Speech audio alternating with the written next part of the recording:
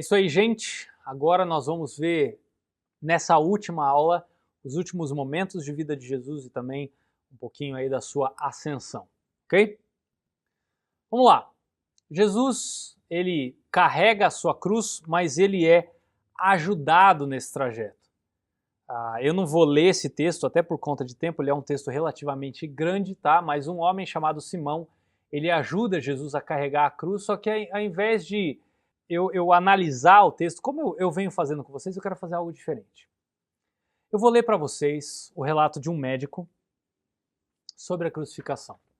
E enquanto eu leio, já que vocês sabem da minha aparência, vocês já estão cansados da minha aparência, eu gostaria que vocês imaginassem a cena, talvez até fechando os olhos, tentando imaginar como é que tudo ocorreu aí na sua mente, ok?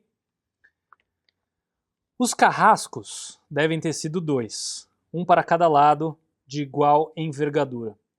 Golpearam e açoitaram a pele já alterada por milhões de microscópicas hemorragias do suor de sangue. A pele dilacera-se e racha-se, o sangue esguicha. Em cada golpe, Jesus pula em um sobressalto de dor. As forças diminuem, um suor frio banha-lhe a fronte, a cabeça roda em vertigem de náusea, arrepios lhe correm na coluna. Se não estivesse amarrado pelos pulsos a uma grande altura, acabaria em uma poça de sangue. Depois a zombaria da coroação, com espios compridos mais duros do que os de acácia. Os carrascos teceram uma espécie de capacete e o colocaram em sua cabeça. Os espinhos penetram no couro cabeludo e o fazem sangrar. Os cirurgiões sabem quanto sangra o couro cabeludo, né? Pelo sudário, revela-se um forte golpe de madeira dado obliquamente, deixou na face direita de Jesus uma terrível chaga. O nariz dele está deformado por uma fratura na parte cartilaginosa. Obviamente esse homem aqui era católico, fazendo uso aqui da aparência do santo sudário. Tá? Pilatos, depois de ter mostrado aquele homem despedaçado à multidão enfurecida, o entrega para a crucificação. Carregam sobre os ombros de Jesus o grande braço horizontal da cruz, que pesa mais ou menos uns 50 quilos. O pau vertical já está plantado no Calvário. Jesus caminha a pés descalços em uma estrada cheia de pedras. Os soldados o açoitam com cordas. O percurso, por sorte, não é tão comprido, cerca aí de 800 a 1000 metros. Jesus, com dificuldade, arrasta um pé após o outro, muitas vezes cai sobre os joelhos, e o ombro de Jesus está coberto de feridas. Quando ele cai no chão, a trave foge-lhe e esfola-lhe o dorso. No Calvário começa a crucificação. Os carrascos despojam o condenado, mas a sua túnica está colada às feridas e tirar-lhe é atroz. Vocês nunca tiraram a gaze do curativo de uma grande ferida contusa? Vocês mesmos não sofreram essa prova que pede às vezes anestesia? Podem então ter consciência do que se trata. Cada linho do tecido adere à carne viva. Ao tirar a túnica, as terminações nervosas descobertas pelas chagas laceram-se. Os carrascos tiram a túnica com força violenta. Como é que aquela dor atroz não provoca uma síncope? O sangue recomeça a escorrer, Jesus é estendido de costas. As suas chagas encostam no pó e na brita. Estendem-no sobre o braço horizontal da cruz. Os carrascos tomam as medidas, um pouco de goma de madeira para facilitar a penetração dos pregos. Horrível suplício. O carrasco pega um prego comprido, pontudo e quadrado, e o apoia no pulso de Jesus. Com um golpe firme de martelo, crava e bate firmemente na madeira. Jesus deve ter contraído o rosto espantosamente. No mesmo instante, o seu polegar, com um violento movimento, põe-se em oposição. Na palma da mão, o nervo mediano é puxado.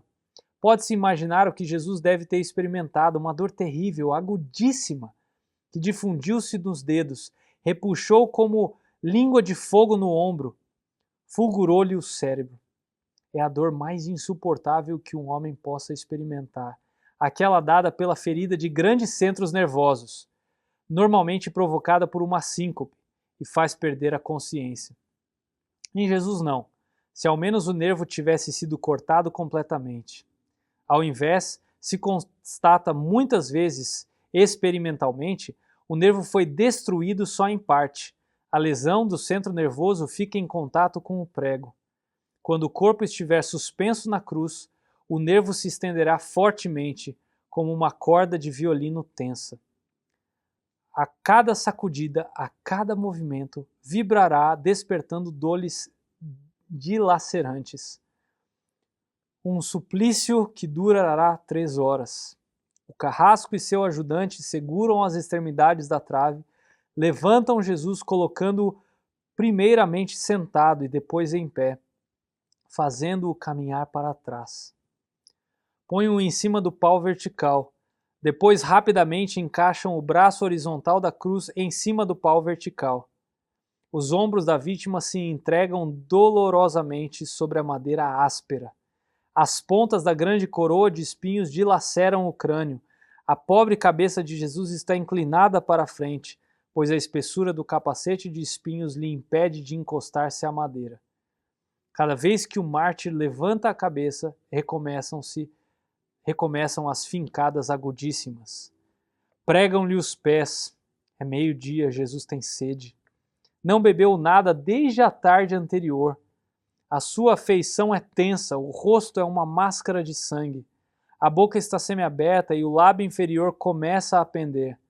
A garganta seca lhe arde em sede, mas ele não pôde deglutir. Tem sede. Um soldado estende sobre a ponta da lança uma esponja de uma bebida ácida, usada entre os militares. Tudo isso é uma tortura atroz. Um estranho fenômeno se produz no corpo de Jesus. Os músculos dos braços se enrijecem em uma contração que vai acentuando-se. Os deltoides e os bíceps estão tensos e levantados. Os dedos encurvam-se. Dir-se-ia um ferido atingido pelo tétano. É o que os médicos chamam de tetania. Quando as cãibras se generalizam, os músculos do abdômen se enrijecem em ondas imóveis. Depois de os interdorsais, os do pescoço e os respiratórios. A respiração fica pouco a pouco mais curta. O ar entra, mas não consegue sair. Jesus respira com o ápice dos pulmões. Tem sede de ar, mas como um asmático em plena crise, o seu rosto pálido, pouco a pouco se torna vermelho. Depois empalidece em violeta, purpurino e, enfim, em cianótico. Jesus, atacado por asfixia, sufoca. Os pulmões inchados de ar não podem mais esvaziar-se. A fronte está impregnada de suor, os olhos saem fora das órbitas. Que dores atrozes devem ter martelado seu crânio. Mas o que acontece? Devagar, como um esforço sobre-humano, Jesus achou um ponto de apoio sobre o prego dos pés. Fazendo força com os pequenos golpes, levanta-se e, aliviando a tensão dos braços, os músculos do tórax se distendem. A respiração se torna mais ampla e profunda, os pulmões se esvaziam e o rosto retoma a palidez primitiva. Por que esse esforço? Porque Jesus quer falar: Pai, perdoa-lhes, eles não sabem o que fazem. Depois de um instante, o corpo recomeça a se afrouxar e recomeça a asfixia. Foram transmitidas 7 frases pronunciadas por ele na cruz. A cada vez que ele quer falar, deve levantar-se, segurando-se em pé por um dos pregos. Inimaginável. Daí a pouco serão 3 da tarde. Jesus está sempre lutando. De vez em quando se levanta para respirar. É a asfixia periódica que está estrangulando. Uma ruptura que dura 3 horas. Todas as suas dores, a sede, as cãibras, a asfixia, as vibrações dos nervos medianos, lhe arrancam um lamento. Meu Deus, por que me abandonaste? A mãe de Jesus estava aos pés da cruz. Podem imaginar o sofrimento daquela mulher? Jesus grita: tudo está consumado. Depois, em alta voz: Pai, em tuas mãos entrego o meu espírito. E morre. Em seguida, Jesus é sepultado. Eu quero que você veja comigo rapidamente esses versículos aí em João, capítulo 19, versículo 38, que diz o seguinte: Depois disso, José de Arimateia pediu a Pilatos o corpo de Jesus. José era discípulo de Jesus, mas o era secretamente, porque tinha medo dos judeus. Com a permissão de Pilatos, veio e levou embora o corpo. Eles estavam acompanhados de Nicodemos, aquele que antes tinha visitado Jesus à noite. Nicodemos levou cerca de 34 quilos de uma mistura de mirra e aloés. Tomando o corpo de Jesus, os dois envolveram em faixas de linho com as especiarias, de acordo com os costumes judaicos de sepultamento. No lugar onde Jesus foi crucificado havia um jardim, e no jardim um sepulcro novo, onde ninguém jamais fora colocado. Por ser dia da preparação dos judeus, e visto que o sepulcro ficava perto, colocaram Jesus ali. Geralmente os corpos de criminosos eram enterrados fora da cidade. E os parentes eles não podiam ter acesso a eles. Mas José de Arimateia interveio e Pilatos foi favorável, né? Provavelmente porque isso iria provocar os judeus. E José de Arimateia e Nicodemos eram membros do Sinédrio, né? O que também deve ter chamado a atenção do Sinédrio. Então, alguém podia até questionar José de Arimateia, né? Eu não estou entendendo. Você que é um homem mais rico da região, fez esse túmulo novo, né? Para você e para sua família, agora você está dando para Jesus?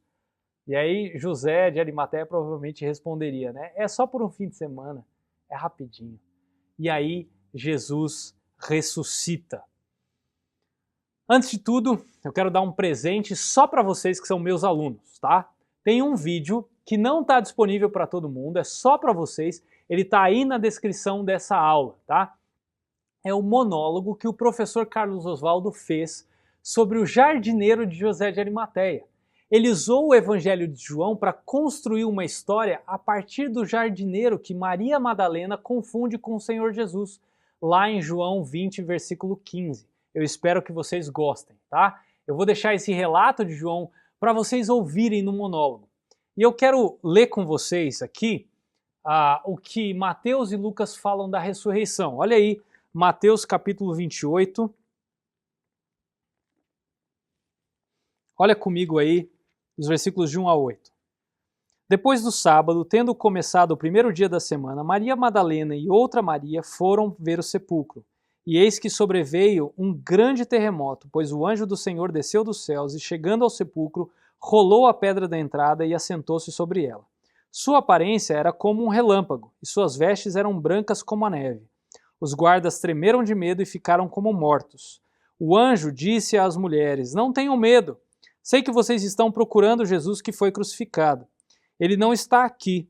Ressuscitou, como tinha dito. Venham ver o lugar onde ele jazia.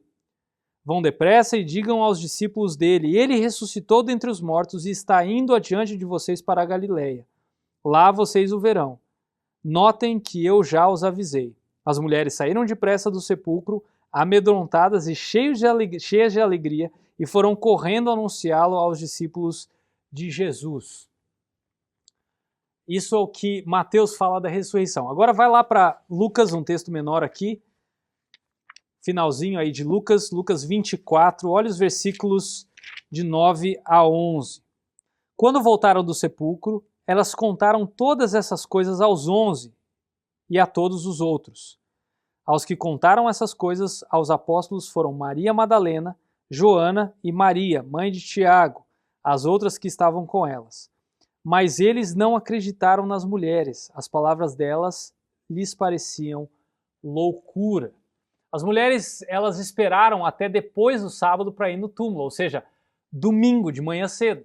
Maria Madalena, Maria, mãe de José e de Tiago, tá? E Salomé, a mãe dos filhos de Zebedeu. E interessante pensar que as primeiras a testemunharem a ressurreição foram mulheres, para a gente ver como é que Jesus valorizava as mulheres, tá? E aí acontece o segundo terremoto em menos de 3 dias, né? Nós temos o terremoto quando Jesus expira ali, né, o seu último momento na cruz, E aí temos esse terremoto, a descida do anjo e o rolar da pedra. Todos esses eventos têm conotações sobrenaturais, tá, gente? E é legal notar que o anjo, ele anunciou a encarnação de Jesus e agora um outro anjo anuncia a ressurreição de Jesus. Esse anunciar da encarnação está lá em Mateus capítulo 1, dos versículos 20 a 23. E agora o anjo anuncia, né, essa ressurreição. E em seguida, o anjo ele acalma as mulheres, né, explicando o que acontece, que Jesus tinha ressuscitado, aquilo que ele tinha predito várias vezes, Mateus 16, 21, Mateus 17, 23, Mateus 20, 18, 19, que ele ia ressuscitar, ele já tinha falado isso. E ele convida as mulheres a vir e ver, né, onde Jesus tinha estado, e aí ir e contar aos outros discípulos o que elas tinham visto, que Jesus tinha ressuscitado dos mortos. Elas voltam para os 11 com as notícias, e aí os 11 não acreditam, né? Agora olha só, os anjos tinham sido testemunhas da ressurreição para as mulheres, e agora as mulheres vão ser testemunhas para o resto dos discípulos, e eles, por sua vez, vão ser testemunhas a partir de Jerusalém até os confins da terra. Ou seja, o início da missão cristã começou ali com quem? Com essas mulheres, e agora Jesus está vivo. Gente, para encerrar, eu quero colocar um quadro aí para vocês verem que mostra o que aconteceu depois. Algumas dessas passagens a gente já estudou, outras a gente ainda vai estudar, mas é só para você ter isso com você. Se você quiser anotar, dá pause no vídeo e aí você anota, tá? Talvez copiar e quem sabe aí pessoas que talvez duvidem que Jesus existiu, você tem provas aí muito fortes de que o próprio Jesus ele existiu, isso é um fato, tá bom? Gente, é isso. Eu espero que vocês tenham gostado, que tenha sido edificante para vocês, como foi para mim. Foi um prazer imenso estar com vocês, ainda que virtualmente. E se Deus quiser, a gente se vê na próxima matéria e que Deus te abençoe.